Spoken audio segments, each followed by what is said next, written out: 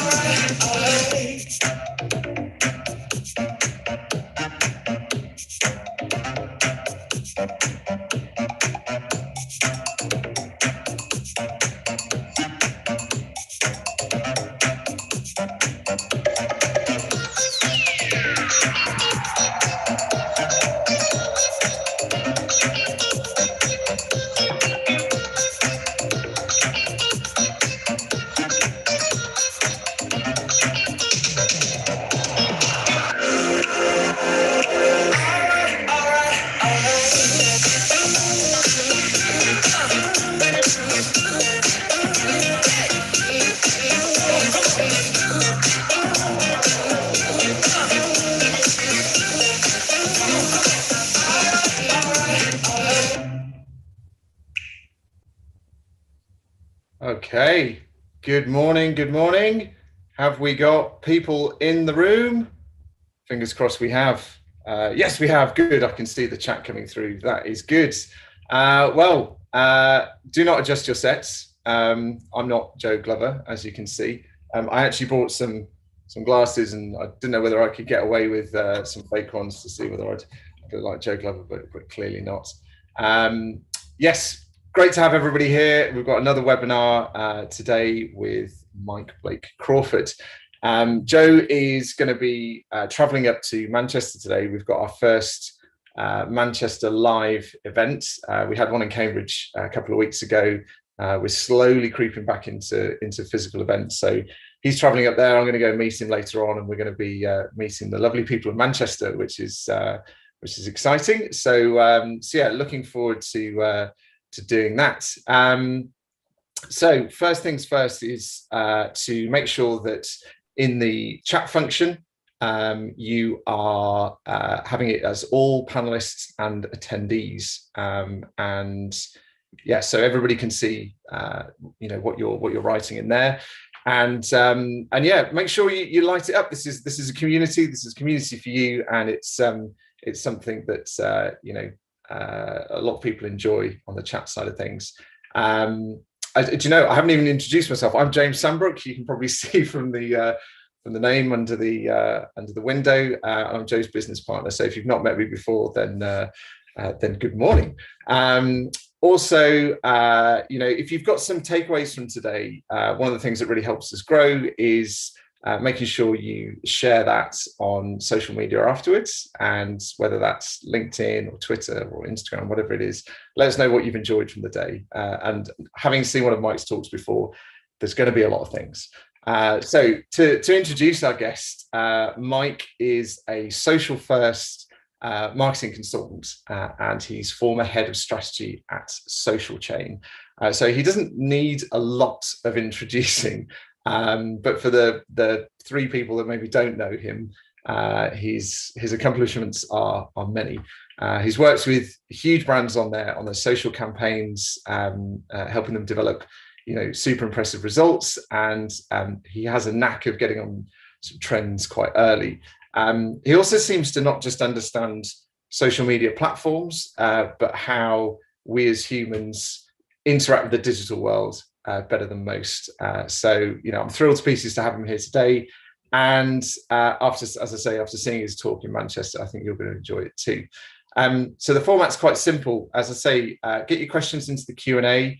There is a thumbs up feature, so you can hit a thumbs. If you see a question you like, that will rise to the top and we'll answer those first. Obviously, for those of you that haven't been before and don't understand how we make this work every week, it's because we're supported by some amazing sponsors. We've got quite a few of them, and each week we tend to sort of highlight one. And today is Cambridge Marketing College. They've supported us right from nearly the beginning, and they offer CIM courses, CIPR. They also do sort of short courses that you can fit in around your sort of working schedule. So they're an amazing bunch of people. So if you're wanting to get some letters after your name and improve your knowledge of the marketing world, then please do go and check out Cambridge Marketing College. And we also have to say a big shout out to Kiosk, which rhymes with kiosk, Impression, Content Cal, Fiverr, Redgate, Brand Recruitment, Gravity Global, and Third Lights. All brilliant sponsors, all wonderful people. So if I've got one ask, which is what Joe always asks you each week, is in the follow-up email, there'll be a list of all those sponsors with a link to all the people who support us. And if you could just click on them, write them a message saying what you enjoyed about the webinar and thank them for their support, and we can carry on doing these. I think I've covered everything. As I say, we're gonna have Mike's presentation. I'll be quiet for a bit, and then you can ask some questions towards the end. So yeah, Mike, over to you. If you unmute and share your screen, and yeah, thanks for the incredible introduction, James. And it's great to hear that the marketing meetup is actually back to being in person. I think I might have been the last in-person event in Manchester. Actually, I'm not entirely sure. I think you were, yeah. But it's great to hear that it's back to being in person. Cool. Can everybody see my screen? Fingers crossed. There's always the hardest part, the technical issues. We're up and running. Amazing, fantastic. So yeah, I'm going to reintroduce myself after that fantastic introduction from James. So I'm Mike Blake-Crawford, and I'm a man on a mission. So I'm here to make social great again, because there's a lot of shit out there, shit content, shit advice, and in a space where nobody really knows what they're doing, there's an over-index of charlatans trying to lead you astray, and that is not me. I've been in this game for a long time. When I started, the concept of the news feed didn't even exist. You couldn't like a post on Facebook.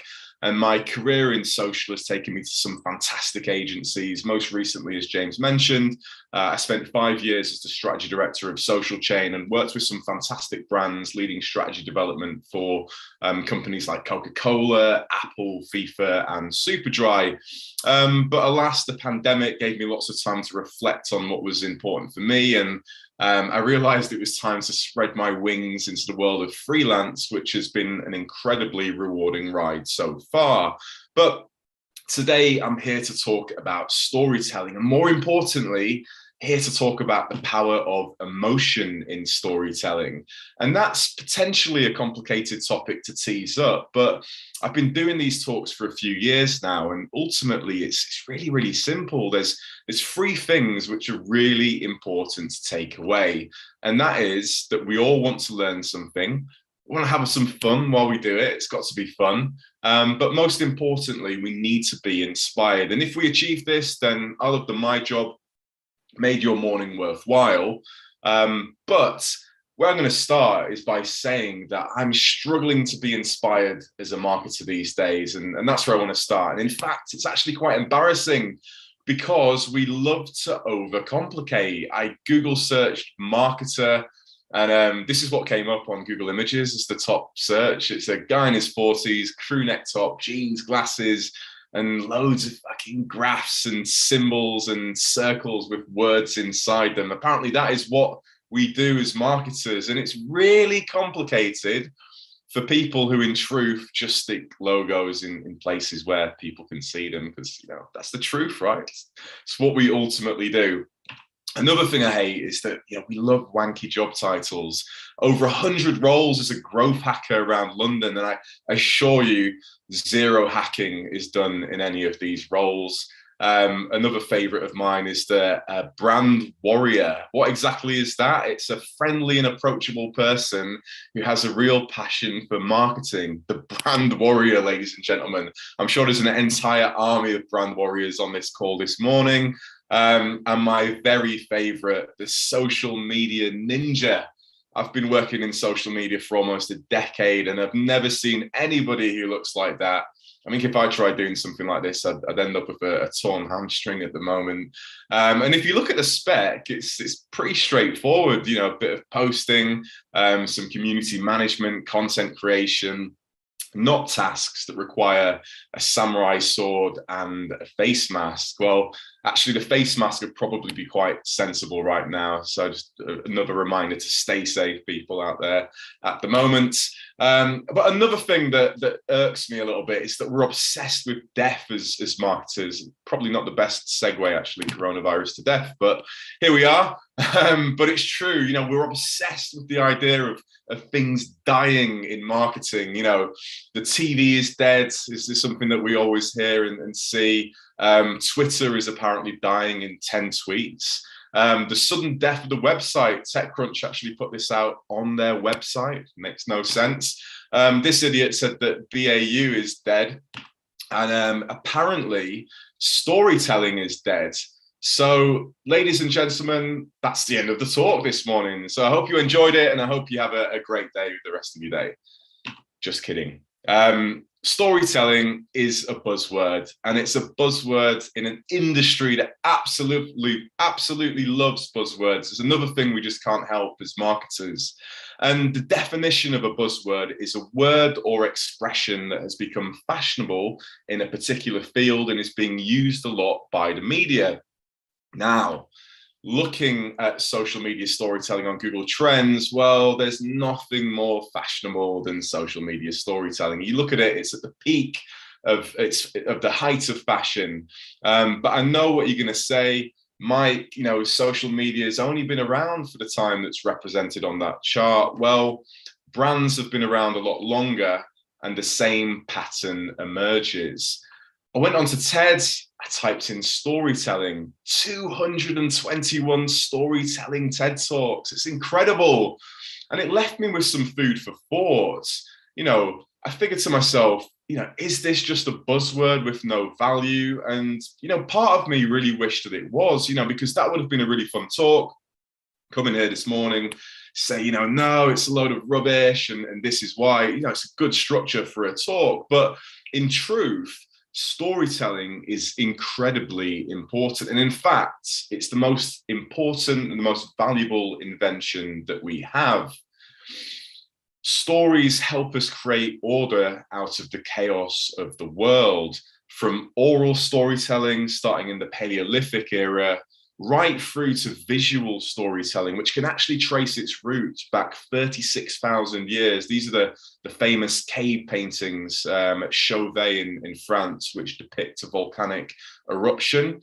Storytelling is intrinsic to our development as a species and our development as individuals. And I've seen it firsthand in regards to that development. I've recently been blessed with a baby daughter, and I've seen through communicating to her just how much stories help us make sense of the world, make sense of ourselves, but most importantly, doing that through emotion. I mean, look how happy she is. That is the key, because 95% of our purchases are made emotionally, and stories help to unlock this emotion. And in fact, 95% of purchase decisions are made in a really small part of the brain. I think my slides are glitching out a little bit here, called the amygdala. And a guy called Antonio Damasio did some research into this part of the brain, into the amygdala. And what he found was that people who suffered brain damage in this specific part of the brain, they couldn't make decisions. They couldn't decide what to do, what to wear. And most famously in one of his studies, what to eat. There was an example where when one of the participants was trying to decide between turkey or chicken for dinner. They just couldn't. They ultimately basically had a breakdown. You know, it was impossible without the emotion, despite the rational difference between the meats. And it's the same with products. You know, when you're in the supermarket and you're faced with a wall of soup like this, you know, items of similar quality and price, there's not really any rational separation. It's all about the story. And, you know, with soup, it's like, oh, you know, I remember that first Heinz tomato soup that I used to have at my nan's when I was a kid. It's those stories which ultimately impact our future buying behavior. Facts tell, stories sell. But, you know, stories as we know them are quite specific. They have a protagonist, they have a beginning, a middle, and an end. So how can we apply this to brands? And more specifically, how does this work on the home of short form attention on social media with 15-second TikToks? You know, a story is not simply reeling off a spec sheet of the latest iPhone. You know, this is all the specs of one of the most recent iPhones. You know, it's fantastic, but it's not a story. Specs alone are not enough. Our rational brain ultimately becomes overwhelmed. You know, the specs of these phones arguably outdo the iPhone, but they don't sell as much, despite the factual information being more impressive. And it's the story which counts. So when you look into social mentions and sentiment around iPhone launches, they're ingrained with emotion. So the sentiment on the right is overwhelmingly positive. Almost 80% of the conversation around the brand of Apple is positive. And in fact, you know, there's a fanaticism so strong with the Apple brand. You know, Steve Jobs is idolized. You know, when the phones are released, there's queues to be first. And it's actually been recorded that Apple fanaticism impacts the same areas of the brain as religious beliefs. So when they put people through an MRI and got them to speak about Apple, the same parts of the brain light up as when people talk about religion, which I think is absolutely incredible, but indicative of the power of emotional storytelling. Yes, they have a fantastic product, but it's because they've been telling a consistent story for 40 years. And they've been telling this story following science and structure. In 1949, the academic Joseph Campbell developed something called a hero's journey. And the hero's journey, what that is, it's a framework which underpins nearly every successful story in history. It's what connects with the deepest parts of our psyche and of our souls. It ultimately drives emotion. And it goes a little something like this. So we're living in an ordinary world. There's a call to adventure. We refuse the call. We meet a mentor. We cross the threshold. There's tests, allies, and enemies. There's an ordeal. We win and we're rewarded. And we return to the ordinary world, changed and better for it. And you look at a story like Lord of the Rings, and it follows this framework to the letter. You've got the ordinary world with Frodo and Samwise in the Shire. You've got the crossing of the threshold. You've got the test, allies and enemies. You've got the reward at the end when ultimately he sees the ring being consumed in the fires of Mordor. And from Harry Potter to Star Wars, The Matrix, The Lion King, even the Bible, they all follow the same framework.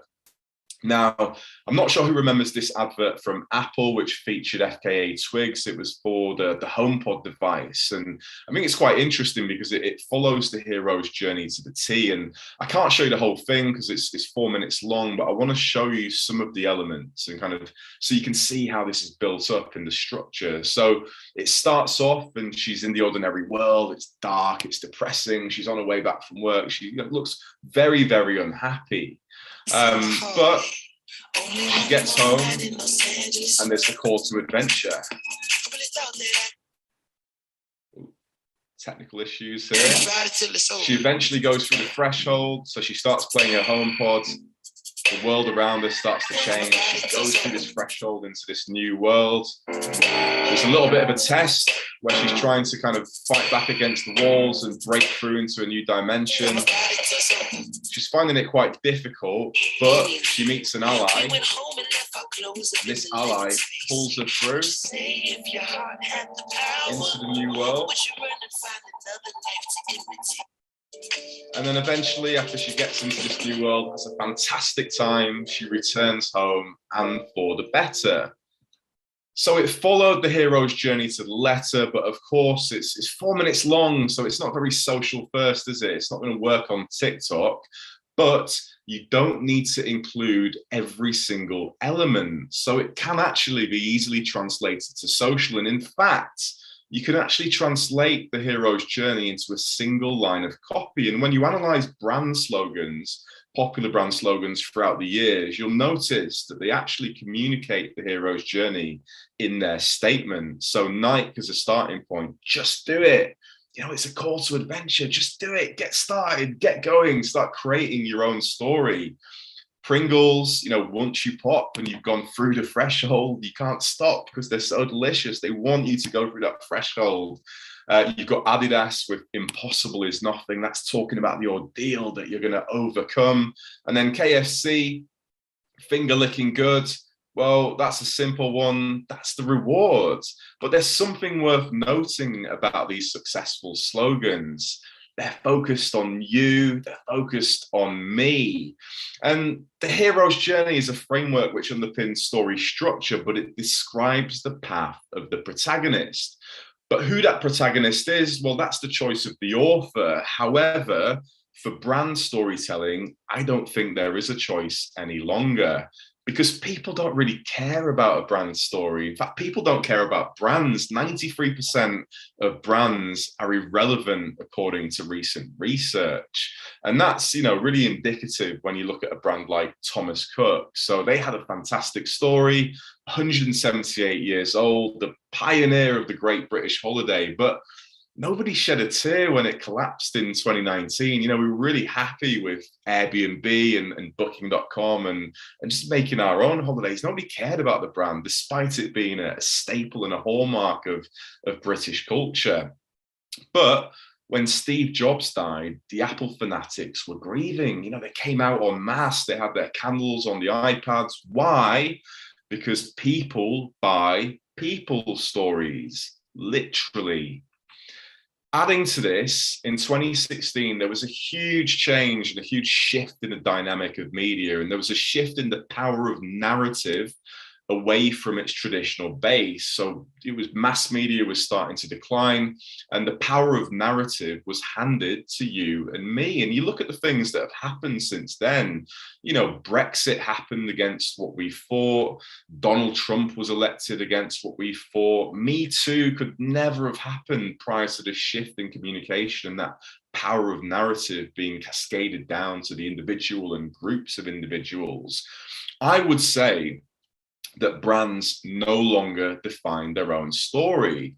Yes, the biggest brands will continue to live off the equity that they've built over years of investment in mass media. But in the social age, the ones who will succeed will be those that set a vision, define a purpose, and ultimately connect that with consumers who will then tell that story for them. So, who are the social ninjas that are leading the fight in this area? Who are the brands that are really doing this and showing how effective it is? Well, no surprise to see Gymshark here as one of the kind of pioneers in this space. Look at their Instagram bio, be a visionary. So they, defined a vision. And in terms of defining a purpose, they do that through their annual Gymshark 66 campaign. And if you look at what it says, they say it takes 66 days to form a habit. We believe it takes 66 days to change your life. So their purpose is literally changing your life. And it's a call to adventure. And it's a call to adventure which they communicate through influencers. So on TikTok in 2019, the campaign saw 45 million views. They teamed up with a lot of twins, basically, to cascade the meaning of the 66. The hashtag today, if you look at it on TikTok, has 250 million views, and it has everyone from influencers down to Sally and Skegness who are taking part in this and communicating this story. And that call to adventure, once they've set their vision and set their purpose, They then let consumers tell the story. So here's Shivi. This is UGC on YouTube. She's going through the threshold. So this video here on YouTube, it's day one of Gymshark 66. She's taking you on that journey with her. She's pulling you through the threshold. Then you've got the ordeal with a guy called Marv on Instagram. He's gone to a new gym. The equipment isn't quite right. It's not what he's used to. You know, he's got his go-to in terms of his workout, but he's going to pursue it and he's still going to get through. And, you know, he talks about here, like, you know, when he goes to the gym, you realize how much you prefer the smaller details of the equipment. But anyway, I'm going to get through this ordeal. Hashtag Gymshark 66. And Gymshark, they play the role of the ally. So they are helping you as the protagonist through elevating you through their social accounts. So their role within this story is that of the ally. And then we have Andrew, who returns home and for the better. And he says here, you know, today's the last day of the 66 days, which means this is the last post for it. Over the past few weeks, I thought a lot about my long-term and short-term goals, realized how far I still have to go, but through this challenge, I've realized how far I've come. So following that story structure to the T. And, you know, you can read into what the brand team say about the approach, which has underpinned their success. And they talk about Instagram, and they say that Instagram is a huge part of their story because of the communities we create. So it's all about people first, not cascading brand messaging at mass scale through traditional media. Next up, we've got Glossier. You look at their Instagram bio, people-powered beauty ecosystem, skin first, makeup second. You've got vision, purpose, and people all in a single statement. And you look at their communication, they've got the call to adventure in their social content, playing on the famous Nike line, Just Do It for Just Do It, which is obviously one of their core products. But when you start to look at their story and how they communicate that, they talk about the people behind the brand. So they have a focus on Instagram where they introduce people that work at Glossier. And you look at the comments that are coming back on these posts, and the community are really, really inspired by understanding more about the people that work behind the brand. But at the same time, they also elevate people that buy the brand. And they do that, again, following the structure of the hero's journey. So you have people taking you through the threshold. You've got this guy in the middle who's had an issue with his skin. He's going through a bit of an ordeal, but he's found a product that's helped him. And then you've got the reward at the end when people are just looking absolutely fabulous after using the products. And they do this consistently across every stage of the funnel. So when you start to break down their social comms from organic, taking that through to paid, if you go spy on ads on Facebook ads library, you can see that at every stage of the funnel, they've got people first taking you through this story using different elements of the hero's journey. Now, I'm going to know what you're going to say here, Mike. You know, these are B2C brands. They've got it easy. They've got fantastic products. They use influencers. They're all really cool. But what about B2B? Well, Shopify are another great example of the brand that are using this type of storytelling. You look at their vision, they want to be the all-in-one commerce platform, but you look at their purpose, it's all about making commerce better for everyone. We believe the future of commerce has more voices, not fewer. And if you start to look at their comms, it becomes evident that they're evoking and living that purpose. It's reflected about everything, across everything that they do. It's all about you. Share your favorite LGBT business. Who is your biggest cheerleader? Tell us about your business. And then they elevate these incredible user stories across their Instagram, going back to that purpose about more voices, not fewer. And they tell these incredible stories in the copy. Again, not cascading their brand story down as mass media. They're using individuals in the community to cascade up and communicate that story, again, using the framework of the hero's journey. And looking at their TikTok and YouTube, it feels very organic. You know, it feels like a friend, a creator of it, or an influencer. Again, all about more voices, not fewer, of really evoking that purpose. They are the ally to help you be the hero.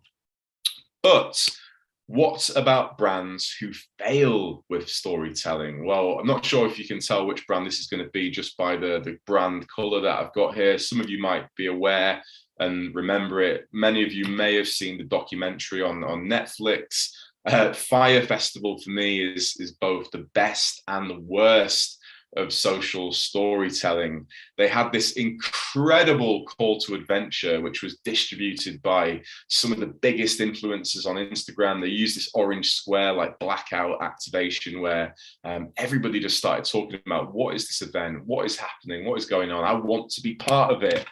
They then had the threshold, the promise of crossing that threshold, 2 transformative weekends on this amazing island in the Caribbean. But in truth, the story became quite testing. It became, pretty much an ordeal for a lot of the people that went there, a lot of the attendees. And, the internet found a lot of humor in this because the people that went there were all relatively wealthy. And it was quite humorous as a casual observer to see this festival falling apart around them. But critically, going back to that statement, they started off by cascading this idea of what Fire Festival was. They were in control of the story, but they lost control and they could no longer define their own story. So if anybody doubts the power of social first storytelling from a user perspective, you can really see it here, how a brand can start with their own story, but it can be completely shifted and manipulated by the communities around the brand. And also, if you ever doubt the power of social first storytelling, please remember Andy King. That's brand storytelling on a plate for you there, ladies and gentlemen. So just to wrap up, stories help create order out of the chaos of the world. Emotion is fundamental to purchase decision making. The strongest brands tell consistent stories, but critically, brands no longer define what these stories are. To be successful, the power is ultimately with the people. Been dying to say this in a talk for a long time. The power is with the people. And sticking true to my marketing background, I decided to create a typical marketing framework here, which is a triangle with words in it and with words around it. So social first storytelling for me is define that brand vision, set your brand purpose, but ultimately connect that with the customer and the consumer, who will then communicate that story for you. But don't forget the hero. So if you've truly been paying attention to this talk this morning, which I know can be quite difficult at 8:30 in the morning, hopefully you'll have noticed that the entire thing has actually followed the hero's journey. So we had the call to adventure at the start, where I was setting out what I was going to do. We had the refusal and the trials where, I didn't believe that storytelling was anything other than a buzzword, where all those TED Talk, full of shit. We had the growth and revelation, where we actually understood that it did carry weight. We went through some of the examples about the amygdala. And then we had the gift and reward at the end through that triangular framework I just showed you. And now we're going to return home, and hopefully you were able to learn something. I do hope that we had some fun, and I really, really hope that I leave you inspired. So that brings me to the end of the talk, and I guess now we'll open the floor to questions, of which I can see there are a few. Amazing, thank you. That was fantastic. And as somebody that loves storytelling, and I was writing a bunch of notes down. There's a brand that I don't know whether you know, Rafa, the cycle clothing. Oh yeah, I do actually. They've got a cafe in Manchester actually, which I'll probably be going to later on today. They were one of the reasons I actually got into marketing in the first place. I just loved their ability to tell stories, and they kind of hang their brand on the struggle that comes with climbing up a mountain on a bike. And one of the great examples where they put you as the hero is something they do every year called the Festive 500, which is between I think it's Christmas Eve and New Year's Eve. You have to ride 500 kilometers and log it and use. And so of course loads of people it's a terrible time of year to be out on your bike because it's cold, it's wet, it's dark, and there's a real struggle there which comes back to the brand. And it really galvanizes a community. So you end up with a bunch of cyclists all sharing their stories, all pulling back the bringing in the hashtag, which of course goes back to the brand, and you become part of that club. So yeah, that was fantastic. Thanks, Mike. And I didn't realize you'd just had a baby, so make sure you buy Mr. Gum. The Mr. Gum books are, well, I enjoy them. I don't know whether the kids do, but I think they're absolutely hilarious. If you've got kids, buy the Mr. Gum books. She's no longer, well, she's three and a half now, so very much a free-nager. Perfect age for Mr. Gum as well. But yeah, that's great. Okay, well, should we go to some of the questions? We've got quite a few sat here. So the first one is from Katie, and she says, "Oh, do you want to stop sharing your screen now?" So yeah, of course. Your lovely face. So how does storytelling work in really professionalized industries such as finance or pharmaceutical services, where the value of the contracts is in the millions? So emotional sales aren't the only part of the decision-making process. Yeah, I think it's all about getting the balance right. And I think if you look at recent developments in the world, obviously off the back of the pandemic, I've been quite interested in looking at the social cons of some of the big pharmaceutical giants off the back of that. And if you look at the way that they're starting to approach comms on Instagram, for example, they are actually, again, evoking the same structure of trying to cascade those stories through individuals and through communities and through users, rather than kind of coming at it from the rational sense of, we are the brand. Here are the rational elements about why our vaccines or our medications are effective in these circumstances. They're actually tying the efficacy and the impact of their products to ultimately to what that then means for the individual and how that allows them to go on and proceed with their lives. So I think it's easy to feel that you can't undertake this type of storytelling and integrating kind of UGC within these huge products, and huge huge businesses, but it's effective at every stage. I think every industry, no matter how big the company is. I mean, a lot of work I've been doing recently actually is focused on looking at companies that are going public and are in kind of biomedical science and future tech companies that are behemoths, and you wouldn't think have that connection with individuals. But I think consistently throughout all of these businesses, there's always that bottom line impact on what it means for the individual, be it 3D printing or connected vehicle data, or things that at the moment are intangible in terms of the impact on the day-to-day. The deeper you look into it, the more you see that those same patterns emerge. And I think also if you're going through that sort of procurement process for a product or service, and it is largely a price decision, then if you've got some emotional story that backs yours up compared to something that's dry on the other side, then it could just be that thing that supports you and gets you over the line. Yeah, no, that's great. Okay, question from B2B buyers are people too, and we react in the same way. I mean, even at my time at Social Chain and then agencies before that, buying analytics software, it's how do you make your decision based when they're all ultimately very similar in terms of the rational elements? You start to look for what the community is saying, what the reviews are saying, and the success stories that ultimately connect with the reality of your day-to-day. Yeah, so true. That's brilliant. So Jemima has asked, how does storytelling work where there are multiple customer touch points? Can you repeat the same story for each touch point, or do you have to develop and create a different story for each touch point?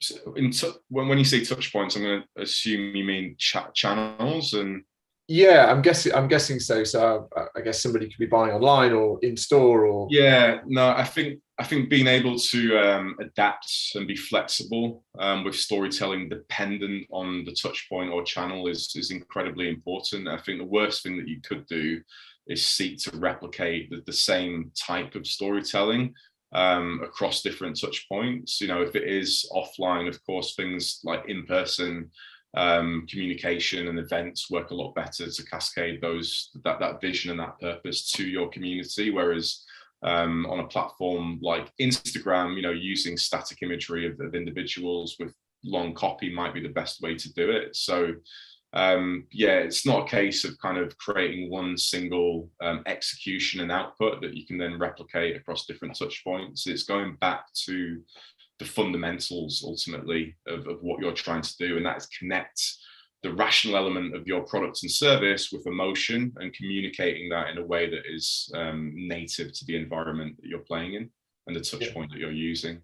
And I guess it comes back to, if you've got brand purpose and you've got the thing that you want to be talking about, it's just telling that purpose in a different way. Yeah, I mean, like Patagonia are a great example. So, you know, you look at their social comms and they're all about, you know, the environment and sustainability. And, you know, one thing that they do online is, if you look at their Facebook ads, like none of their Facebook ads are about product. It's all about investment in charities and conservation efforts. And then they elevate those conservation efforts using their brand as a platform. Whereas if you look at the things that they do offline, so they do a lot of events where they do this really interesting campaign. They've done it a couple of times for Black Friday, where rather than focusing on sales and consumerism, because that goes against their purpose and vision, they create these events where people can come and actually get their products, the Patagonia products, repaired, and give away like sewing kits. And, you know, again, they're communicating the same vision and purpose, but depending on the touch point, they're doing it in very different ways. So yeah, another good example of that. Yeah, I think it also taps into, you know, the type of buyer that buys Patagonia in the first place would also like to have that product lasting a long time, and it tops and tells the story, doesn't it, quite nicely. We've got a question from anonymous attendee. What are the most engaging formats on social? How do you write captions to gain engagement?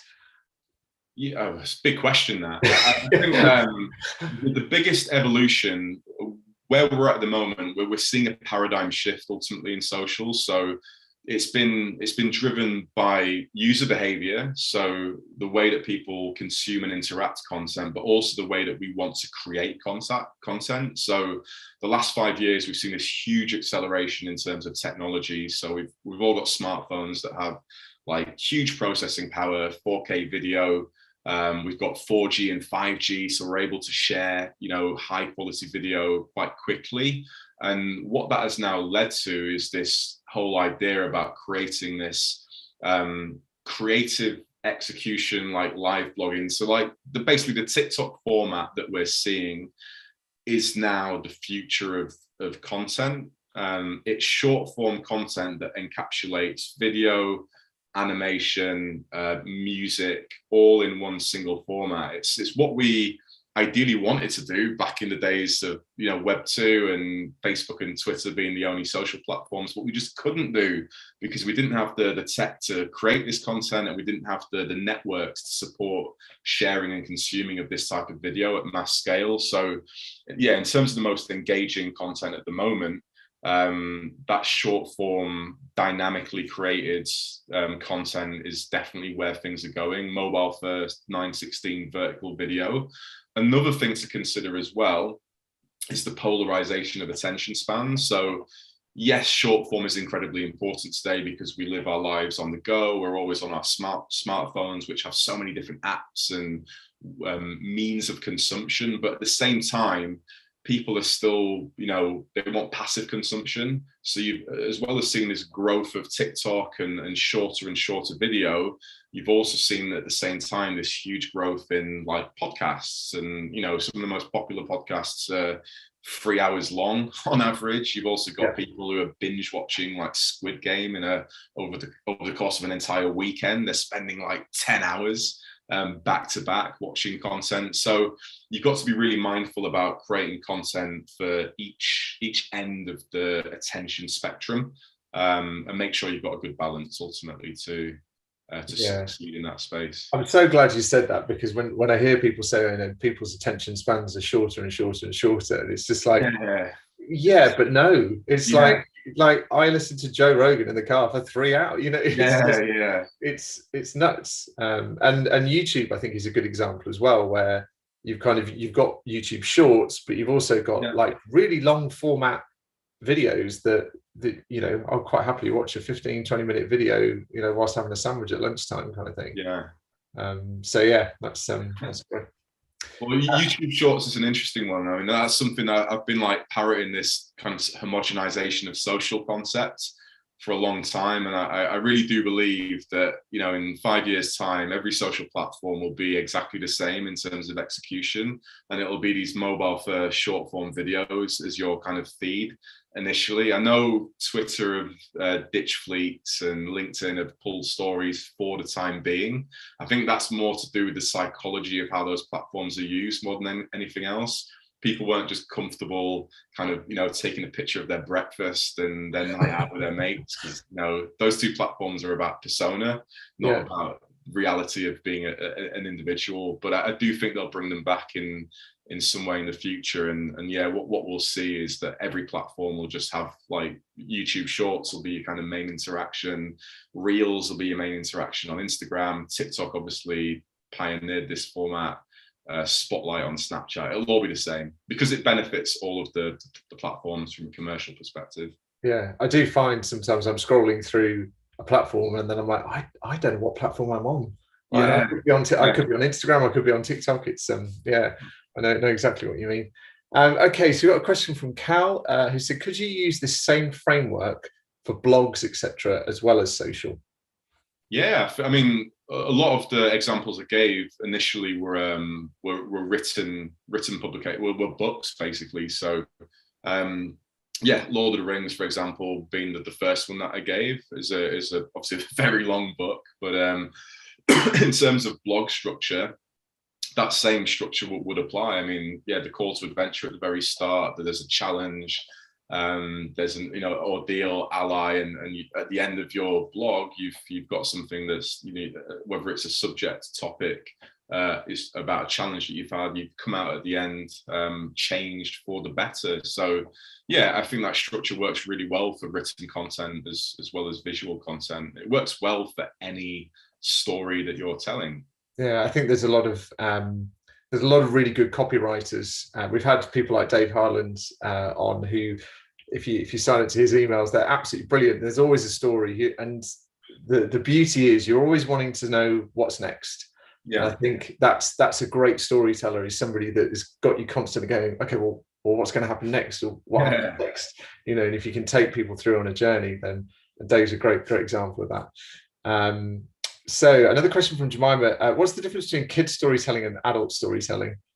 Not very much, to be honest. I think it's quite interesting. I think what I've learned watching a lot of like Disney films with my daughter is that the fundamentals of storytelling certainly don't change. And in fact, I think the simplicity of Disney films really highlights, again, the power of the hero's journey. Lion King and Aladdin being a great examples. I think it's the same. I think we, as you get older, we just tend to overcomplicate things with, you know, the various nuances of adult life, but the fundamental remains the same. So yeah, couldn't agree more. So a question from Simon, when I'm thinking about storytelling, I'm thinking about viral, something that hooks the reader in and wanting to know more. So what are your tips? This is a golden question. What are your tips to create viral stories that really hook the reader? Yeah, I think it's about, if you're talking about, is this written content or? He doesn't specify, to be fair. Yeah, I think I mean the way that social media has changed our brains in respect to consumption. You know, historically, within traditional video content and traditional ads, you had a kind of a story arc that built up and up and up and up and up, and at the end you kind of got the payoff. Whereas what you need to do now is kind of reverse that, because you're fighting within that first 3 seconds to capture people's attention. You kind of need to deliver the payoff first, that intrigues people enough to want to understand this journey that got to the payoff, if that makes sense. So yeah, Christmas ads are a great example. Like, you know, they start off introducing the background and the story and the characters, and then it builds up, and then there's the sad moment if it's like John Lewis, and at the end you finally get this resolution. Whereas, you know, the way to execute that effectively on social media is to kind of start with the ending. It's like, oh my god, like, how did they get there, and then kind of piece it together back to front. I'm not sure if that answers the question. It's a really interesting way of doing things. Like if I make some videos on YouTube about cycling, and if I crash my bike, it's almost like, yes, like I'm going to put that at the beginning of the video, because that's going to be, oh, hang on, how did he end up crashing? Like I'm going to have to watch through to. It's just like a tactic more than anything else to draw people in. Okay, we've got another one from another anonymous person. How would you execute this strategy in a B2B market? I think you've probably answered that one. Caroline, how do you have any examples of small businesses or entrepreneurs who have really nailed storytelling? I think thinking back to when I lived in Manchester, I used to frequent Levenshulme Market, which is like a local community market in South Manchester, and they had a Facebook page and an Instagram, and I thought what was quite interesting with them was, again, that they kind of followed this. I don't know if they did it like knowingly, but they, through the stories they told, they did it. They ultimately followed the structure. They would kind of introduce their traders. They'd talk about, you know, their backgrounds, some of the challenges that they faced. You know, a lot of these people had different careers, and then they'd like quit their job, for example, and had like, oh, what do I do? And then started like creating, I don't know, artwork or wax candles, or started up like a street food truck. And so it was quite interesting to learn about the proposition of what the market stood for, because it was all about community. So it would tell the story about the traders, but then it would also tell the story about the people that visited and the impacts that activity had on the broader community. And there was actually a campaign that they ran a couple of years ago, because they were basically fighting for their permit with Manchester Council, who were, you know, it was up for review. And, you know, the way they told that story was by connecting it with the people and the impact that it was having on not only on the participants and the attendees, but the broader community of Levenshulme and South Manchester. So yeah, I mean, yeah, it doesn't matter how big you are. You don't need to be a multi-million-dollar corporation to effectively do this. That's just like a charity that's doing it, a local like South Manchester charity. So I think there's some really good examples on LinkedIn as well of like individuals building personal brands. Who aren't working for the biggest companies, but they're almost documenting their journey along the way, and over, you know, you talk about consistent storytelling. They're turning up regularly and they're telling parts of their story along the way, and it keeps you wanting to come back for more. It can just be an individual, I guess, as much as even a small brand. I mean, as I say, the key is just cascading the story through real people. We've kind of gone full circle. So, you know, before mass media, you know, how did you find out about like products in like ancient Greece? It was, you know, you were told about it by your friends and the people that you lived in your village. Like, oh, this trader's good, that guy's not that good. The meat from this stall is fantastic. You know, we had a great dinner. You know, and then we went through to like mass media and advertising, the golden era of like the 50s and 60s, and now we've come full circle with the democratized media through social, where it's now back down to the individual as being the key component in translating those brand messages. Yeah, absolutely. Another great question from Jemima, actually. I'm sure this is a problem you would have come across plenty of times. How can you persuade senior management or other members of the team that social first storytelling is important and why it is needed? Well, I mean, some of the examples given today, I think, are quite interesting. I think a challenge that you've got with traditional marketers and senior marketers that have been in the game a long time and aren't fully versed in this way of communication. You've kind of got to replicate the hero's journey in the way that you present your your case ultimately. Talk about the challenge that your business is facing in light of the way that media is changing, and take them through the threshold, be the ally that ultimately translates through to success for your company. But yeah, I guess just leveraging the examples. I mean, it's quite interesting to look at brands like, you know, Gymshark and the Boohoo's, PLTs that have completely disrupted the landscape in which they sit within retail in particular.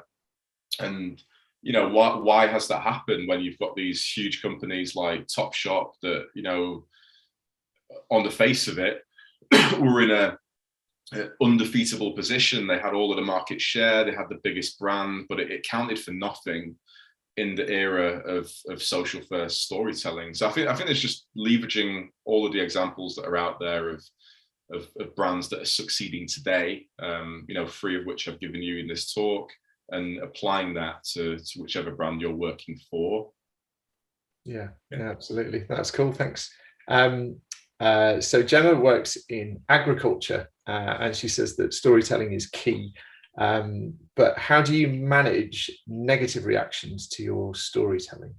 Yeah, I think there's always a fear with engaging with the negative. There's kind of 2 schools of thought. Like, you can, you know, hide it and pretend it's not there, or you can embrace it head on. And I think the real value in today's landscape is embracing it. And, you know, there are quite a few brands out there that will actively manage their reviews, whatever that channel that might be on. And I think there's a huge opportunity that a lot of companies are not actually taking at the moment. Like Google reviews, for example, is a social media that a lot of brands don't actually factor, and a lot of small companies don't necessarily factor into their marketing ops. And, you know, those negative reviews, they are people that bought your brand, or bought, at least at one point, bought into your brand. And there's an opportunity there to engage with people that leave negative comments and negative reviews, and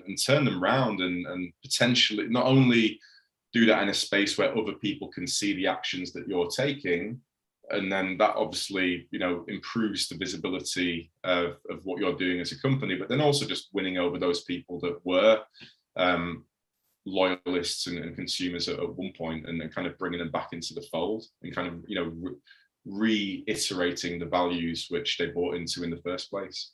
Yeah, I think I always, sort of slightly tangential, but I always used to say that when we had a customer service problem, it was a great opportunity, because if you went in and kind of doubled down on that person and made them feel really special and sorted out the problem, they would then go on and tell that story to loads of their friends in the offline world. Yeah. And they'd almost become champions if you dealt with it fairly and dealt with it well, sort of thing. Totally. So yeah, it's an interesting one. So a couple more. Oh, well, let's just go for one more. What have we got here? In a B2B example, is it okay to use one channel, i.e. LinkedIn, or should we spread to others like Twitter, Insta, TikTok, especially when resource is an issue, i.e. the number of people? Yeah, that's a good question, actually. You don't play everywhere because you feel like you need to be there because everybody else is there. I think the most important thing is really doubling down on where your audience is, and where you're going to deliver the most ROI ultimately. I see so many companies, you know, oh, TikTok's a thing, we need to be on TikTok. You know, I've worked with brands, and it's like, I'll give you a great example, like Clubhouse. Like Clubhouse obviously came out of nowhere at the start of the pandemic, and the amount of briefs that we got through that were like, we need a Clubhouse strategy, we need to be on we have to be on Clubhouse. And yes, that can be fantastic. It can be good to gain a foothold on a new platform just because it exists and it's getting a bit of hype, but without really understanding what the output would be, considering the resource that it takes to activate in a new platform, it just doesn't make sense. So yeah, I think really double down on where the biggest opportunity for your brand exists, and don't feel pressured into being on a platform just because it's hyped and it's cool and everybody else is doing it. Yeah. So to sort of wrap up, if people are going to follow your journey, Mike, I know you've got lots of exciting things coming up the track. Yeah. Where do you hang out most? Is it LinkedIn, Twitter? Yeah, LinkedIn, the main place to keep up to date with my thoughts on marketing and the future of social first storytelling. Yeah, that's brilliant. Well, listen, we really appreciate you spending some time with us today, and it's great. I love talking about storytelling anyway, so it's been brilliant for me alone, and I'm sure the rest of the community will be buzzing after this one. Just a final sort of thought, really. As always, please go and tell your friends about what we're doing. We're bringing back some physical events. We're doing it slowly. We're not going to sort of be chasing around the country quite as much. We just want to sort of dip our toe back into it. So if you're in Birmingham, I'll be probably running one fairly soon in Birmingham. We've got Cambridge, Manchester, and we'll announce those physical events if you wanted to come and do some meeting of people and hear some other talks. But make sure you go and thank the sponsors, share all your thoughts on LinkedIn, and tune in next week when normality will restore. With some glasses and a cap, with Mr. Glover, and yeah, thanks ever so much, and have a beautiful day. Right, thank you so much, guys. Thanks, Mike. Thanks for the opportunity again. Right.